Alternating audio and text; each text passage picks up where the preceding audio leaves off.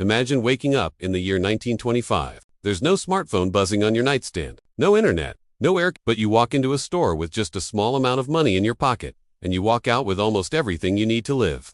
Now, fast forward to today. You earn more money than people in 1925 could ever have imagined, yet somehow, every month ends the same way.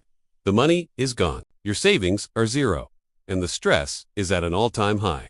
So, what really changed? Today, we're not talking about nostalgia. We're talking about reality. 100 years ago, money worked differently. It wasn't because people were smarter or because life was magically easier. It was because prices respected income. Back then, a single income could comfortably run a household.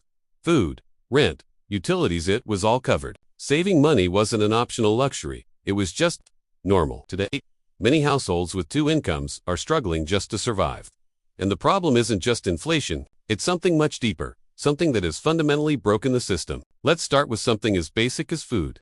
In 1925, groceries were simple. You didn't have thousands of brands screaming at you from every shelf. There was no endless aisle of ultra-processed junk food. People bought the basics: milk, bread, eggs, meat. And those basics took up a much smaller share of their income. Today, our supermarket shelves are overflowing, but our wallets are perpetually empty. On paper, some food items might look cheaper, but they are silently eating away more and more of your paycheck. Why? Because now, you're not just paying for the food itself. You're paying for the shiny packaging. You're paying for the massive marketing campaigns. You're paying for the layers of middlemen. You're paying for convenience. You're paying for speed, not for nourishment. Now, let's talk about housing. This is where everything truly broke down. In 1925, a house was seen as shelter. It was a necessity, something you bought, and then you moved on with your life. Today, housing has become an investment battlefield. Prices didn't just rise, they completely detached from income. A house that once cost a few years of a person's earnings now costs decades of crippling debt. Mortgages turned into lifelong financial commitments. Rent turned into a trap with no escape. And suddenly, the very place that was meant to protect you became the single biggest threat to your financial stability. Transportation tells another fascinating, yet troubling, story. In the past, owning a car represented freedom. Fuel was affordable. Maintenance was manageable. Today, our vehicles bleed money from us quietly but consistently. The cost of fuel, insurance, repairs, and car loans, each one seems small on its own, but together, they are deadly. You might not notice it on a daily basis, but by the end of the year, you realize your car has eaten thousands of dollars that could have gone somewhere else. And here's the part that no one really likes to hear. In 1925, people owned less stuff, but they controlled more of their lives. Today, we own more things than ever before, but we control almost nothing. Subscriptions have replaced ownership. Loans have replaced savings. Monthly payments have replaced financial freedom. You don't really buy a product anymore. You enter into a contract, a long-term financial obligation. What about wages? Yes, wages did go up, but they didn't go up where it truly matters.